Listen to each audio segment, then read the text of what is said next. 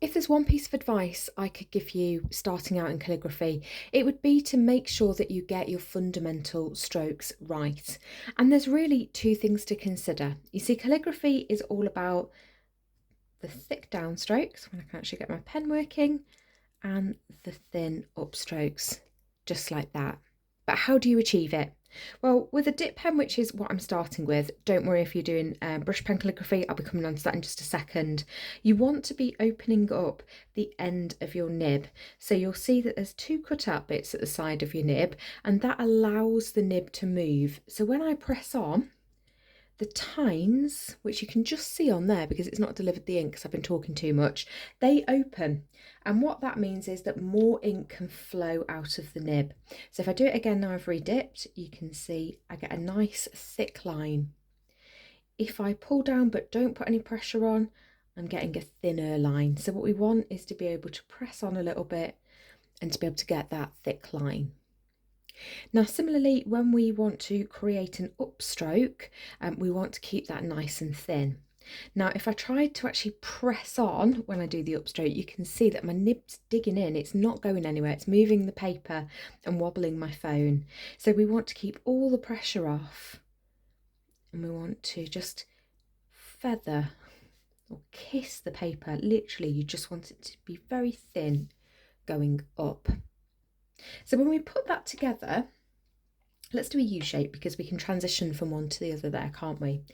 We want to press on as we come down because we want that nice thick downstroke, but then we want to take all the pressure off to come back up and we get a nice thin upstroke. So pressing on, tapering off, thin on the upstroke. And you can get used to that by doing lots of thick and thins. So I'm a big fan of this when I'm actually warming up, because then you get that nice transition. So try that out and see what you think. Now, if you use a brush pen, it's going to be pretty similar. So you want to be putting more pressure on your downstrokes, and you can see there we've got that lovely thick line.